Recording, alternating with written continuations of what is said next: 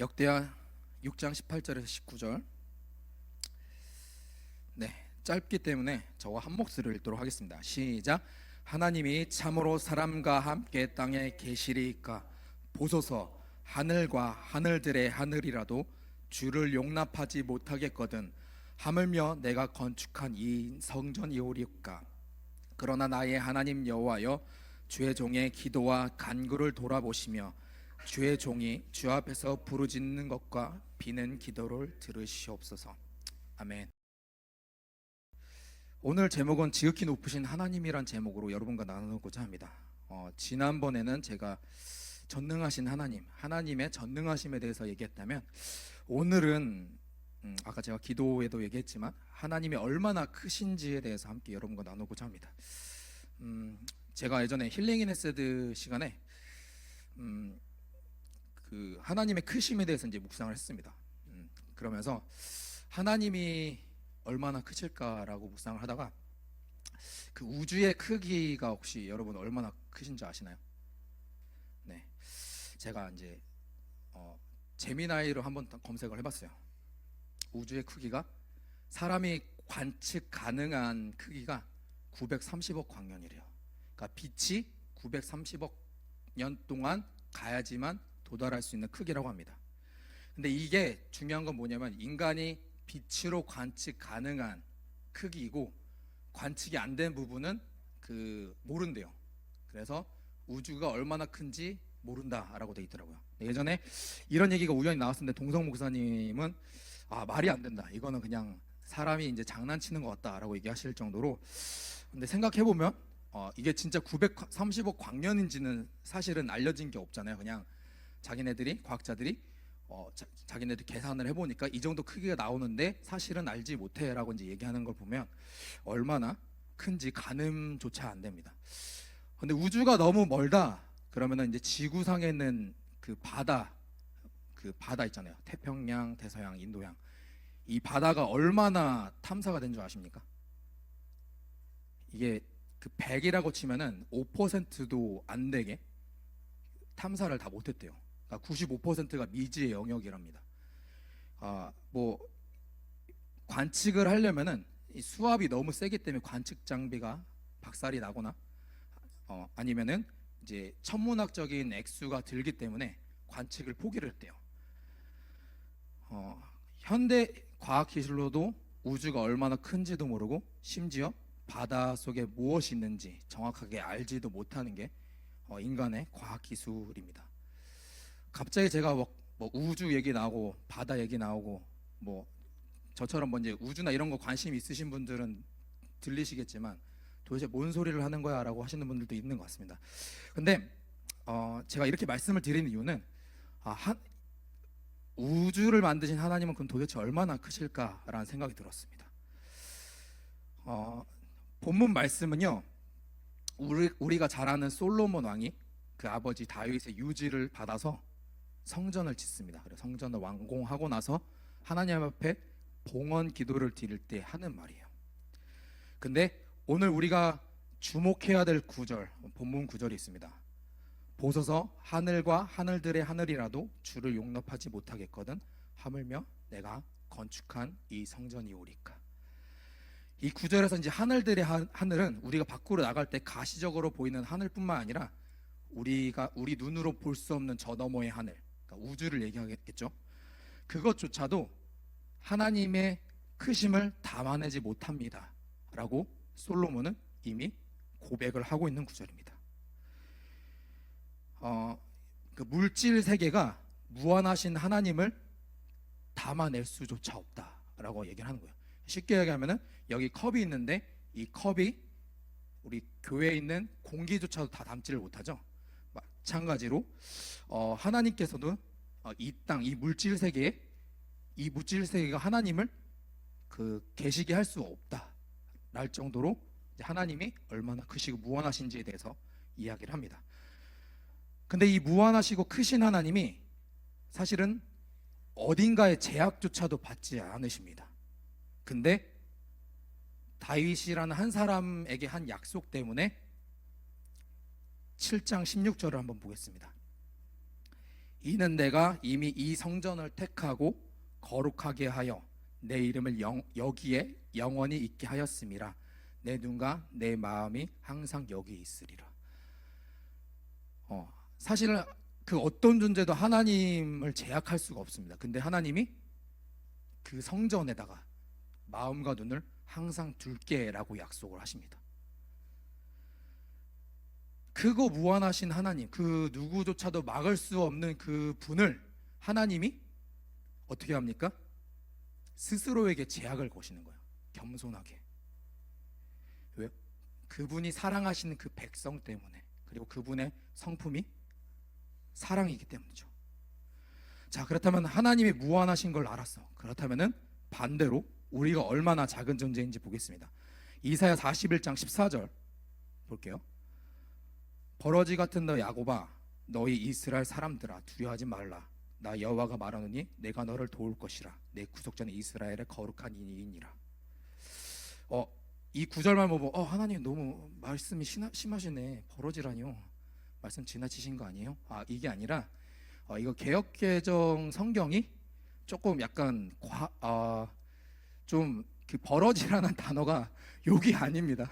좀 과하게 약간 이 해석하신 분이 좀 약간 이 버러지라는 단어가 뭐냐면요, 그 옷감에 연료를 내는 조그마한 벌레예요. 색소를 내는 벌레입니다. 그러니까 그 야곱에게 하나님이 그 조그마한 벌레로 비유를 하신 거예요. 그러니까 엄청 조그마한 벌레인데 하나님이 엄청 크시고 인간이 그만큼 작은 존재다라는 것을 하나님이 이제 비유로 말씀하시는 게 이사야 41장 14절인데 아까 말씀드렸듯이 제가 서두에 하나님이 지으신 우주조차도 관측 못하는데 그거보다 더 크신 분이 우리 하나님이시라는 것이 여러분들에게 제가 드리고자 했던 말이었습니다. 우주조차도 인간이 파악을 못하는데 그 우리 하나님은 그 우주조차도 지으신 분이고 그 우주보다 더 크신 분이 우리 하나님이라는 거예요. 그러니까 하나님은 엄청나게 크고 무한하시고 우리는 작은 존재에 불과하다라고 우리는 오늘의 말씀을 통해 알 수 있습니다. 인간이 얼마나 작은 존재인지에 대해서 옛날에 어떤 한 과학자가 그 탐사선이 태양계 밖을 벗어날 때 지구로 카메라를 돌렸다고 합니다.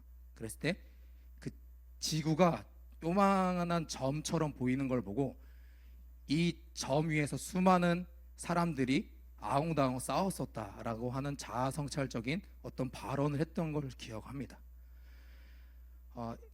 그 인간이 얼마나 작은 존재인지는 어떤 그런 비신앙인인 사람조차도 그런 걸 봤을 때 자연 앞에서 자기가 얼마나 작은 존재인지를 고백하는 말뿐만 아니라 우리는 하나님이 얼마나 크신 분인 걸 알기 때문에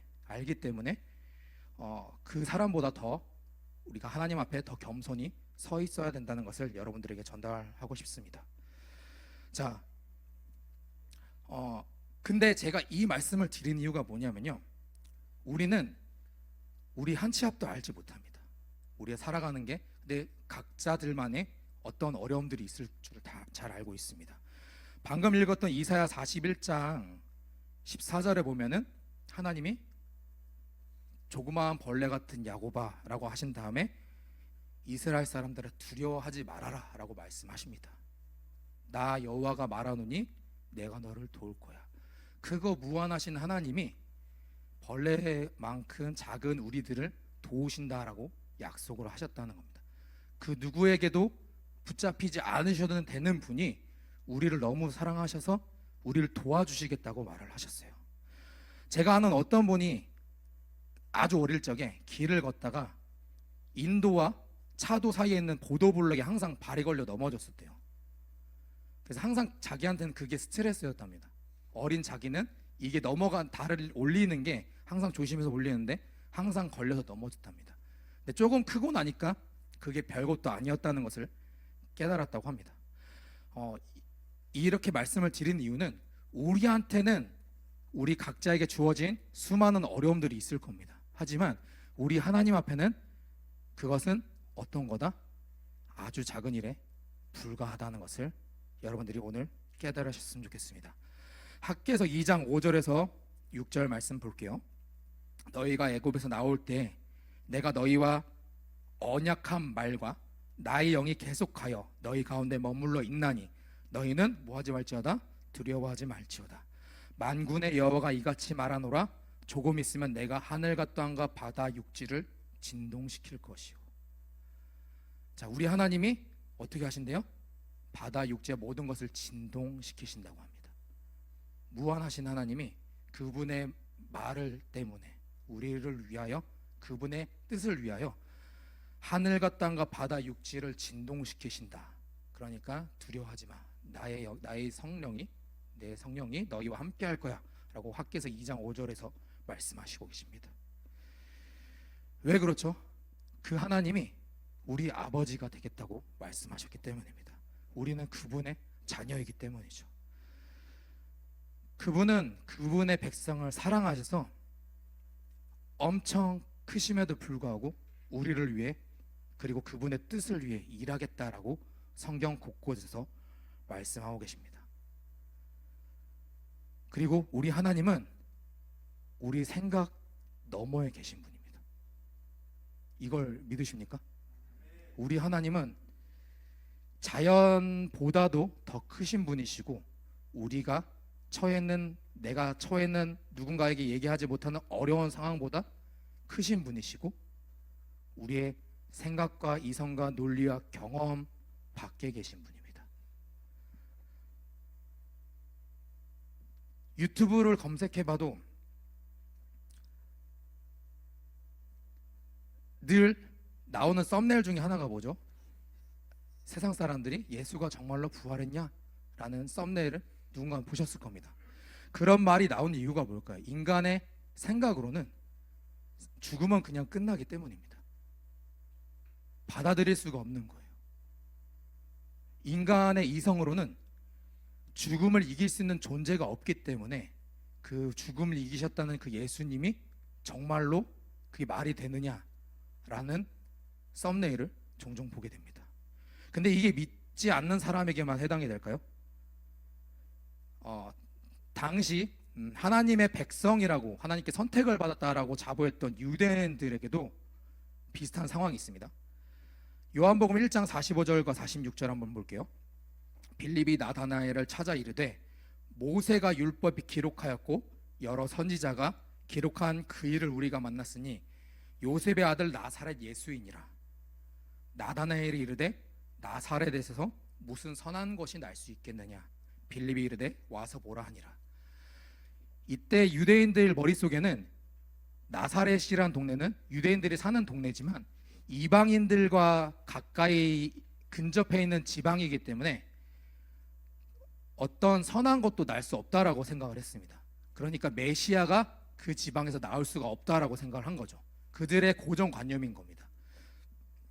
그래서 빌립이 메시아를 만나서 와서 보라고 하니까 안 믿는 겁니다. 생각의 범주를 벗어나지를 못한 거죠. 자, 우리가 그렇다면 이 나다나엘이 믿음이 없네. 참 믿음이 없는 걸까요? 창세기 17장 17절에서 19절 한번 볼게요. 아브라함이 엎드려 웃으며 마음속으로 이르되 100세 된 사람이 어찌 자식을 낳을까? 사라는 90세니 어찌 출산하리오 하고, 아브라함이 이에 하나님께 아뢰되 이스마엘이나 하나님 앞에 살기를 원하나이다. 하나님이 이르시되 아니라 네 아내 사라가 너에게 아들을 낳으리니 너는 그 이름을 이삭이라 하라. 내가 그와 내 언약을 세우리니 그의 후손에게 영원한 언약이 되리라. 믿음의 조상이라는 별명을 가진 아브라함조차도 100세 할아버지 90세 할머니한테서 아들이 나올 수가 없는 겁니다. 그래서 뭐라고 얘기하죠? 믿기지가 않으니까 이스마엘이나 하나님 앞에서 잘 되길 원합니다라고 얘기를 합니다. 그렇죠? 여러분 가만히 생각해보세요. 우리는 결과를 당연히 이삭이 조금 있으면 좀만 참으면 이삭 태어날 거야 알고 있으니까 이런 말을 하는 건데, 생각을 해보세요. 여러분이 아브라함이라 생각을 해봅시다. 100세 90세 할아버지 할머니가 아이를 못 낳는 건 당연해요. 근데 하나님은 아니, 내가 사라를 통해서 아들을 낳을 거야, 이름까지 지어주십니다. 근데 아브라함이 어떻게 말하죠? 믿기지가 않으니까 이스마엘이나 잘 됐으면 좋겠습니다 라고 얘기를 해요. 그렇게 말을 하는 게 인간의 생각으로는 지극히 당연한 겁니다. 근데 어떻게 되죠? 진짜로 이삭이 태어났네. 아브라함조차도 그 생각의 범주를 벗어나지 못한 것을 알 수 있습니다. 이사야 35장 5절에서 6절 말씀 한번 볼게요. 그때 맹인의 눈이 밝을 것이며 못 듣는 사람의 귀가 열릴 것이며 그때 저는 자는 사슴같이 뛸 것이며 말 못하는 자의 혀는 노래하리니 이는 광야에서 물이 솟겠고 사막에서 시내가 흐를 것임이니라. 이 구절 자체는 메시아이신 예수님이 도래하셨을 때 어떤 것들이 일어나는지에 대해서 설명합니다. 근데 내용들을 자세히 살펴보면 인간의 이성으로서는 이해하지 못하는 것들이 나타나죠. 맹인이 본대요. 청각장애인이 듣는데요. 다리가 아픈 사람이 뛰면서 노래를 한대요. 말 못하는 사람은 노래를 한답니다. 광야에서 물이 솟아나고 사막에서 시내가 흔들. 사람이 살 수 없는 곳에 사람이 살 수 있게 만들어 주신대요. 사람의 생각과 이성을 뛰어넘는 하나님이 얼마나 크신지가 이사야서에서도 고백이 되어 있습니다. 그래서 로마서 11장 33절에 이렇게 말을 합니다. 바울이 이렇게 고백을 하죠. 깊도다 하나님의 지혜와 지식의 풍성하며 그의 판단은 헤아리지 못할 것이며 그의 길은 찾지 못하리로다. 욥은 이렇게 또 고백합니다. 측량할 수 없는 큰 일을, 셀 수 없는 기이한 일을 행하시느니라. 우리의 생각과 사고를 뛰어넘게 일하시는 우리 하나님이 얼마나 크신지가 성경에서 기록되고 있습니다. 그렇다면 말씀을 전하는 저도 잘 믿느냐? 아니요, 저도 잘 모를 때가 많습니다. 제가 얼마 전에 건설 현장에서 친해진 사람이 있습니다. 이 사람이 알고 보니까 이 친구의 어머니가 자신이 아들이 교회를 안 다닌 거예요. 모든 가족이 다 교회를 예수님을 믿는데 이 친구만 안 믿는 거예요. 그래서 자신의 아들이 나와 함께 교회를 갔으면 좋겠다라고 평생 기도하셨대요. 근데 그거를 이제 저랑 듣다가 친해지다가 이제 뭐 저한테 형은 어떻게 사역을 하세요라고 얘기를 하니까 나는 은혜로 해 하니까 우리 엄마랑 똑같은 말 하네 막 이런 식으로 얘기를 하는 겁니다. 그러면서 제가 그랬어요. 너는 이제 전했어요. 예수님을 전했죠. 그러면서 너 그 친구한테 제가 뭐라고 했냐면은 어찌 보면 지금 이렇게 나를 만나고 그리고 그 친구가 이번에 저희 홈커밍 데이 때 왔었거든요. 그 오는 게 어찌 보면 어머니의 기도가 이루어진 걸 수도 있다. 그러니까 왜요? 이렇게 물어보더라고요. 생각해봐라. 건설 현장에서 개척교회 부목사를 만날 확률이 얼마나 될 거냐. 이게 하나님이 이루어주신 거 아니면 무슨 뜻이겠냐. 그 친구가 만약에 예수님을 영접하게 된다면 이거는 하나님이 이 친구의 어머니의 기도를 들어주신 거죠. 하나님이 하신 거라고 생각밖에 안 됩니다. 왔을 때 너무 좋았대요. 어머니도 너무 기뻐하셨습니다. 그리고 상품권까지 타가셨어요. 네. 또 있습니다. 제 홈커밍 데이 얘기가 나왔으니까 홈커밍 데이 때 우리 담임 목사님과 사역자분들이 이제 저희가 이제 음식 준비를 해야 되니까 인원을 파악을 했습니다. 한 70명에서 75명 올 것 같아요라고 이제 예상을 했어요. 근데 어떤 일이 벌어졌죠? 하나님이 마치 땡, 난 더 보낼 건데 하신 것 같이 100명 넘게 왔습니다. 제가 말씀드린 게 뭐냐면은 하나님은 항상 우리의 생각 밖에 계신 분이다. 우리가 상상조차 할 수 없는 일을 행하신다. 성경에서만 끝나는 게 아니라 우리의 삶 가운데도 직접 들어오셔서 우리 한 사람 한 사람에게 우리의 생각 넘어서 안 돼요, 못할 것 같아요, 안 될 것 같아요, 저는 아무것도 아닌 것 같아요 라는 생각 넘어서 하나님이 아니, 내가 행할 거니까 걱정하지 마. 내가 일할 거니까 걱정하지 마. 두려워하지 마. 내가 하늘과 땅을 진동시킬 거야. 아까 그 구절과 같이 오늘 저를 통해 여러분에게 전달하시는 것이 바로 그런 것입니다. 여러분들이 신앙생활을 하다가 우리가 어떤 생각에 빠졌을 때 그 생각에 갇히지 마시고, 아 그래, 나는 이거밖에 안 되지만 우리 하나님은 분명히 이 일을 하실 거야 라는 믿음이 오늘의 예배를 통해 여러분 마음 가운데 그 생각이 들었으면 좋겠습니다. 그리고 우리의 생각의 범주를 깨트렸으면 좋겠어요. 네. 말씀을 맺으려고 합니다. 우리가 2025년도를 하나님의 은혜로 살아왔죠. 이제 2026년이 시작이 됩니다. 누군가는 이렇게 얘기할 거예요. 2025년도가 어땠냐라고 물어봤을 때 저는 너무 힘들었어요. 하나님 저를 안 사랑하시는 것 같은데요. 이런 생각이 들 수도 있습니다. 제가 설교 내용 중에 계속해서 나왔던 예측, 관측, 이성, 이것은 인간의 영역의 단어들입니다. 그리고 반대되는 게 뭐였죠? 하나님은 크시다, 무한하시다, 측량할 수 없다. 하나님의 크심에 대해서 비교를 했습니다. 오늘 여러분들에게 전달드리고자 하는 것은 작은 내가 아니라 크신 하나님이 우리와 함께 하신다는 것이, 그 사실을 우리가 잊지 않으셨으면 좋겠습니다. 여러분들이 부끄럽게 여긴 그 2025년, 아무것도 아니라고 여겼던 2025년, 숨기고 싶었던 2025년, 여러분들이 그 생각 넘어서 하나님이 아니, 나는 너의 그 2025년을 통해 일할 거야. 하나님, 100세 아이를 어떻게 낳습니까? 이스마엘이나 잘 냈으면 좋겠습니다. 아니, 너 이삭을 낳을 거야. 여러분들에게 다시 한번 말씀을 드리고 싶습니다.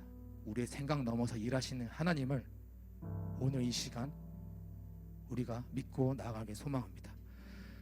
오늘이 2026년 처음 시작하는 금요 예배입니다. 처음 시작하고 별 볼 일 없고 그냥 수많은 날들 중에 하나일 수도 있겠지만 그것은 우리의 입장이고 우리의 생각입니다. 하나님 입장에서는 오늘의 이 시간을 통해 내가 얼마나 큰지 너희한테 보여줬으니까 이제 나한테 의지해, 나한테 맡겨. 이제 내가 너희가 작다고 여기는 그것을 통해 내가 일을 할 거야 라고 말씀하신다는 사실을 잊지 마시기 바랍니다.